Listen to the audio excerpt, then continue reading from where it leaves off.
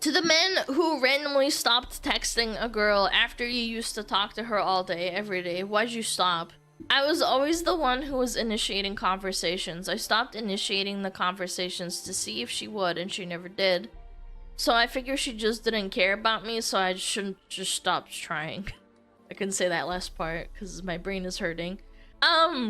This happens a lot with just friendships too. Again, I told this story like an hour ago, but when I used to play like games with like a friend circle, there was that E-couple, and I tried to befriend the girl that was, you know, the E-girl to the E-boy.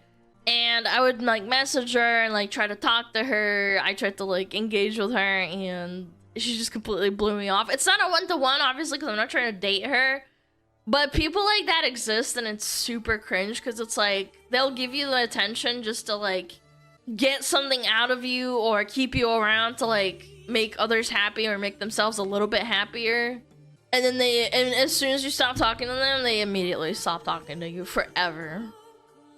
Done this with platonic friends too. Spent years talking to someone daily. She never initiated. Finally thought, what happens if I stop? Yeah, probably. I lost the whole group that day. I was playing group hangs. People would gather, eat food, make plans with each other, and didn't hear from anyone until the next group hangout. Stopped and never got so much as a, "Are you okay?" Wait, that's so cruel. But yeah. Or they start going doing their own thing. I got that too. Yeah, that happened to me like once when I was like a teen. I didn't exactly like, you know, make people gather around, but I basically like initiated like, "Hey, do you guys want to go out to the mall sometime?" And then boom. As soon as I stopped doing that, they were like, "Oh, yeah, we can do our own thing without her." And then randomly text you like 3 years later, "What happened? We used to talk all the time." No, I haven't had that happen, but still, it sucks. It does. It hurts, but what can you do? Oh, COVID was another really big factor to that. Yeah, COVID really showed people's true colors. It definitely did. Yeah, you want to hang out, like talk, or like talk on the phone, and then boom, nothing. Fuck acquaintance-like friends? Well, I mean, sometimes it's not even acquaintance-like friends. It's more about thinking that you're friends, and then it's not. It's a one-way street. You're not putting in as much, or they're not putting in as much as you are. Yeah. Even with texting a girl, I don't know. It makes me sad. Like, why even bother? Like, you're putting in time and effort to talk to someone that you think potentially you want to date or, like, hang out with to get to know, and then you, like, why waste your time like that? I feel bad for the guy. I do, and I'm sure it happens to girls, too. I'm sure it does. With people that use people like that.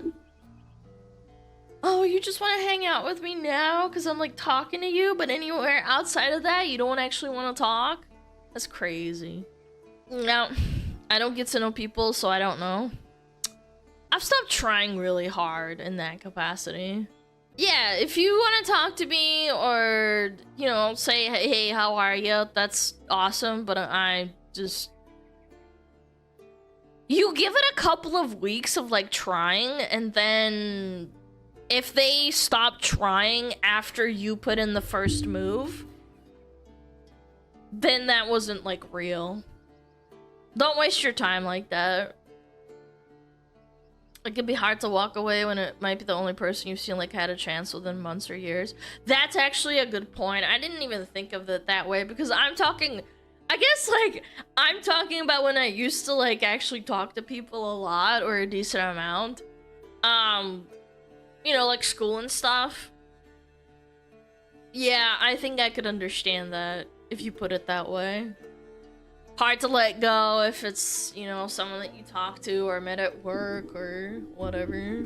I know people get busy, don't get me wrong. I feel like I'm really busy now too, like with streaming and doing like my own thing.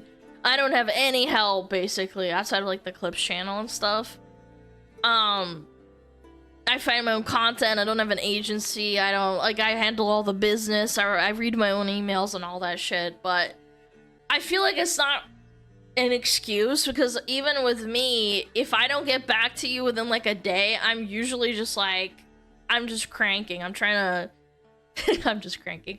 I'm trying to like keep up, you know? And the inverse where you grow apart. I feel like when you talk to someone in this way, when it's about you trying to nurture or put forth the effort to talk to them, let's just assume they're saying in a romantic way, because it's a girl with a boy, right? Oh god, this is what happens when I start thinking about other stuff while I'm thinking of saying the thing that I want to say. You can't afford to waste time like that, and when you put in that much effort and energy, because when you get to know to someone, you're pouring your heart in, and you're putting in emotional energy, and you can't really like get that back. It's quite literally a waste of time. This is propaganda by Big Single. Keep trying, bros. She will love you eventually, or develop Stockholm Syndrome. Either way is a W. No, don't encourage that. Don't. If you try and chase a girl or a boy like this, it's not gonna end up with you. It's gonna end up with you getting hurt eventually. Would you rather get hurt like a year down the line, or 10 years down the line in a divorce? No, I just never really felt like that. Or maybe not even a divorce. It's like you wasted 6 years of your life in a relationship kind of deal. And then she says at the start, oh, well, you know, you were just convenient or something. I don't fucking know. Because it does happen a lot where people get into relationships where it's just convenience, and then, you know, they get into the relationship with an expectation, and that expectation gradually goes down. And it was never really that high to begin with. So it's like really low even after a couple of years. And I'm not talking like 20 years or 30 years down the line, you pop out some kids. Like, sure, people have trouble, right? I understand that, sure. Because like even well-adjusted marriages, I'm sure, have problems down the line where they either grow up, or one of them gets sick, or they get burnt out on work, like career burnout. That kind of thing also happens with like dads that overwork. I'm sure that my chat has like parents or grandparents that overworked, and then the marriage was struggling because of that, and then when they quit or go into retirement, they get a breath of fresh air in the energy in their life. I get it. But would you rather deal with this early and just stop talking to them, or invest into something that you could eventually develop into something good? I think you should not waste your time with people like this. It's not good. I did it to a friend I knew for 13 years beforehand. Worst mistake I ever made. 13 years. Good lord. I mean, that's rough, because if you met when you were, if you're at least young adults and you met when you were, I don't know, like 20, and that develops into a friendship, into a marriage or dating or whatever, I feel like that's a better stage in your life to grow. Whereas if you knew them since you were like 13 and then you dated them when you were like, I don't know, 16, 18 plus, yeah. Don't date your childhood friend. I think there's a childhood friend and going to college together and doing that. Like, my parents met in college. They didn't meet while they were growing up. But I've also met a really nice married couple a long time ago that my parents were friends with that knew each other from childhood. Yeah. I think it really depends on the situation. I don't know. I did that. We had too much in common. Plus, we went to different universities. Kind of fell apart. I think it can work out. It's just really rare. Because I met them and they loved each other very much, but sadly the husband passed away from a heart attack in his like mid 50s, and she's a widow now. Yeah, very sad, but yeah. Bad RNG. No, I don't know. It's sentimental to think about, but I think you can hit the lottery. My parents met in elementary, still together. Again, yeah, I guess it depends. I don't know. Some people are different. I don't think I could. I've changed a lot since I was a kid. I feel like. My parents met in a strip club.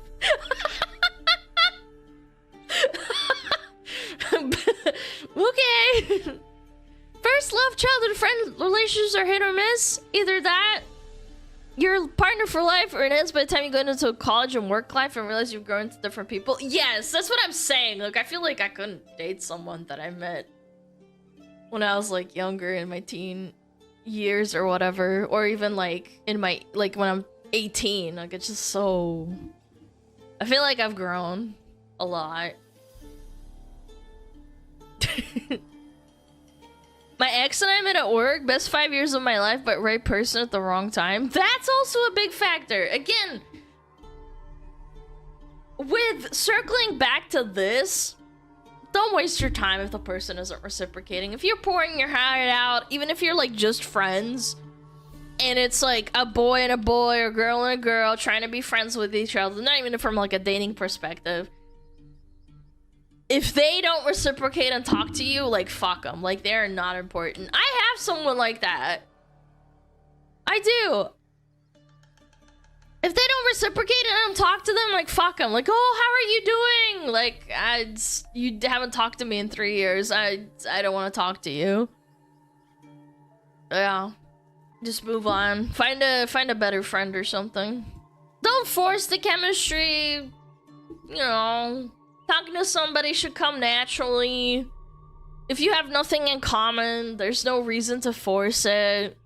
You should have at least some common ground. Like, if you both like video games, maybe you like different video games. Maybe you have like one game in common that you like or something. If you have to be the one carrying a conversation, it's a red flag. They're either not interested, and by the way, this again, I have to reiterate this. This is for friends and for trying to date someone.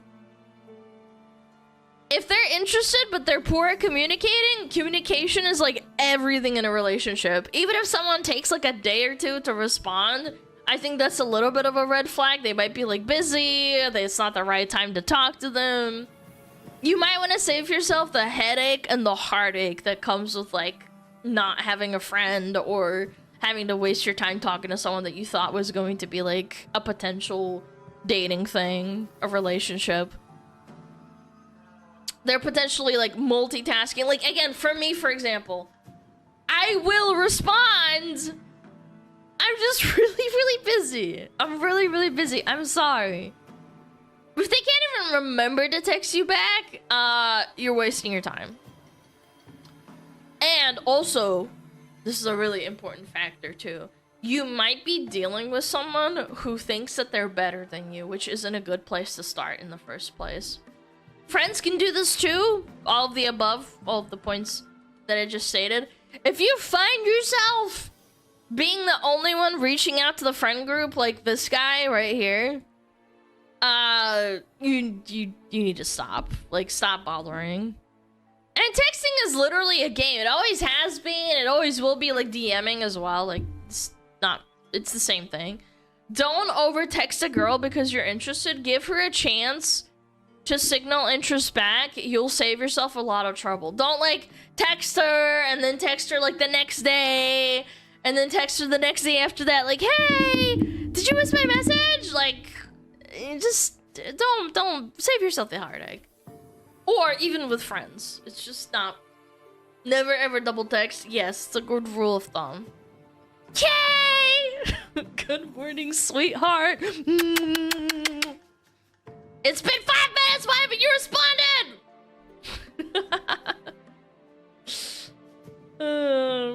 I'm really bad at texting. I don't think I'm a bad friend. I just don't have the capacity to multitask.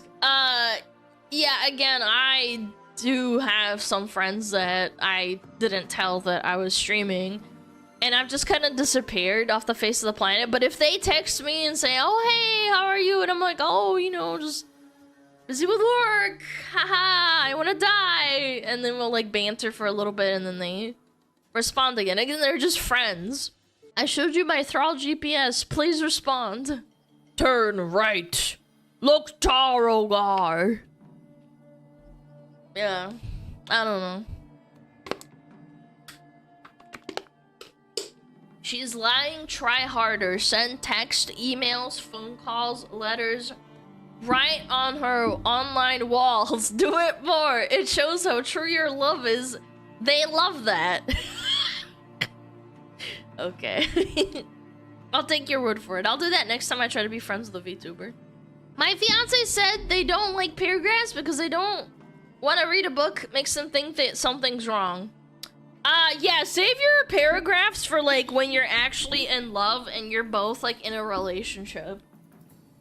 Like, write them essays about how they want to marry you and that you love them and you just want to give them flowers and stuff. But don't do that when you're like just in the texting stage. Just talking to them. No. Save it for stream. Yeah, trauma dump and stream instead through TTS and then people have to listen to you, chat.